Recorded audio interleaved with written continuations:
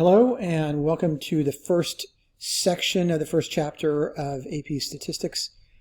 We're going to go through just an introduction, and I'm going to give you some definitions that you'll need for this chapter. Additionally, I'm going to tell you how the lessons and the classwork that's part of the lessons is going to work as we go through the material. All right, so today I want to introduce you to some definitions or terms in statistics that you need to grasp quickly. So the first is an individual. So individuals are objects described by a set of data. They don't have to be people. They can be animals, things. They can also be places. A variable is that characteristic of an individual. A variable can take different values for different individuals. And there are two types of variables. One is called categorical, which places that individual in a certain category or a group. So it might be left-handed, right-handed, Caucasian, Latino, African American. It might be people who are senior citizens, people who are not, people who go to school, people who are not, people who have graduated from college, people who have not. So groups where you can place those individuals into categories. And then a quantitative variable would be an assignment of some numerical value for which it would make sense to find an average. So someone's weight, someone's height, someone's waist size, someone's wrist size, perhaps how fast they can run a 100-meter dash. Things like that that have a quantitative assignment to it that it would make sense for us to find a specific average for. We can group ages into categories.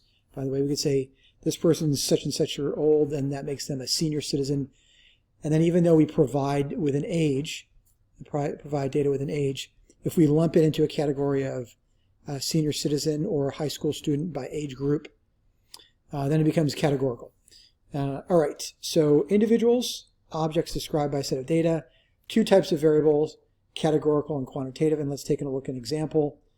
The way things are going to go, I'm going to give you an example, and then after the example, I'll go through it with you, explain it to you in this lesson, and then you'll have one classwork assignment to do, which you will then complete on your own. I'm not going to provide you with the answer as part of this video lesson, and then I will let you know how I want you to submit that classwork from the video lesson outside of the video.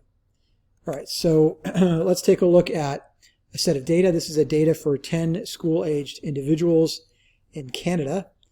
And it provides the province that they're from, the gender, the spoken languages, whether they're right or left-handed, the height in centimeters, wrist circumference, preferred communication, and how far they have to travel to school.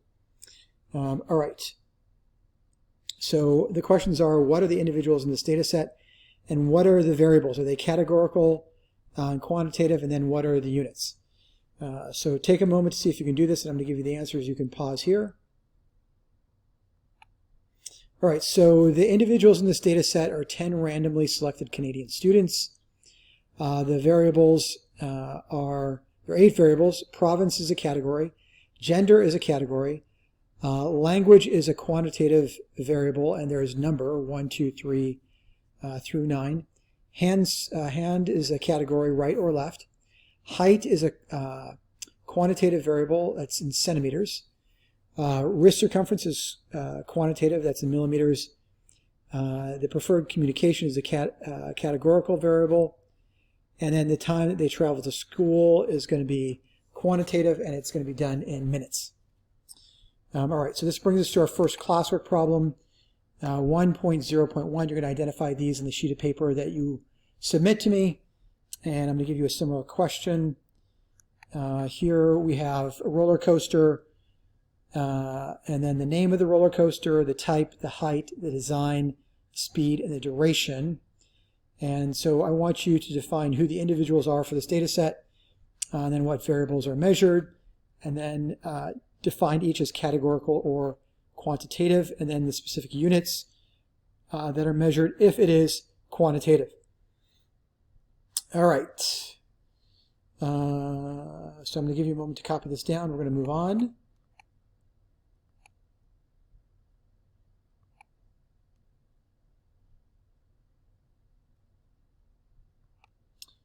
All right, so we want to talk about distribution. Distribution of a variable tells us what values the variable takes and how often it takes these variables. So I'm going to go back to our example and we'll take a look at the 10 randomly selected Canadian students. They have a province, gender, languages spoken, what handed they are, right or left. And so the distribution would look something like, let's take one of the variables and let's take a look at how often it occurs. So frequency of occurrence. It can also be a percentage. So let's see if you can do this on your own. So take a look at the different categories, then take a look at the distribution, the frequency of a particular event. So let's give you the answer. So I have provinces, there are 3, Ontario, Alberta, British Columbia, 4, and then New Brunswick, and then the frequency of the distribution is 6, 1, 1, and 2. I have 7 males in terms of gender, 7 males, and 3 females in terms of languages. I have 4 that have just 1, 2 that have 2, 2 that have 3, 1 that's 6, and 1 that's 9. So if you go back and take a look at this, someone has can speak 9 languages. And then right and left-handed, I have 7 right, 2 left, and 1 that's both. So that's distribution. So the next thing that I need for you to be able to do is to take a look at some table or set of data and a chart, and then to describe what's happening, be able to interpret that table. And so I've highlighted, the book has highlighted a specific individual, and I need for you to describe that. So take a moment to write that down. You can pause here, and then I'm going to come back to you with the answer, so this is not classwork. Okay, if I were to describe that, it would be a male student from Ontario who speaks 3 languages, left-handed, is 150 centimeters tall, has a wrist circumference of 100 millimeters, prefers to chat through the internet, and the time to school is 10 minutes.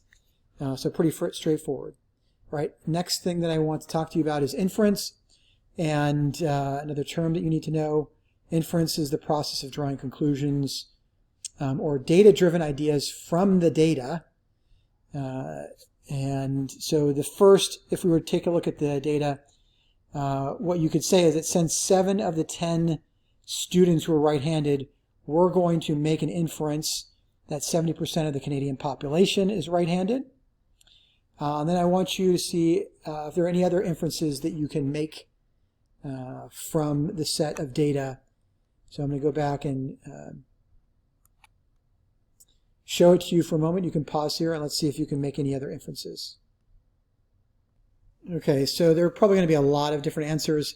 I'll just give you 2 that I worked up. So I said 90% of the travel time to school is 30% or less commute time, and then 50% of the students in Canada prefer to chat over the internet. But there are other inferences that you can make. So we're taking the data set, some limited set of data that doesn't encompass the entire population, and then we're using that data to draw some conclusion about the population.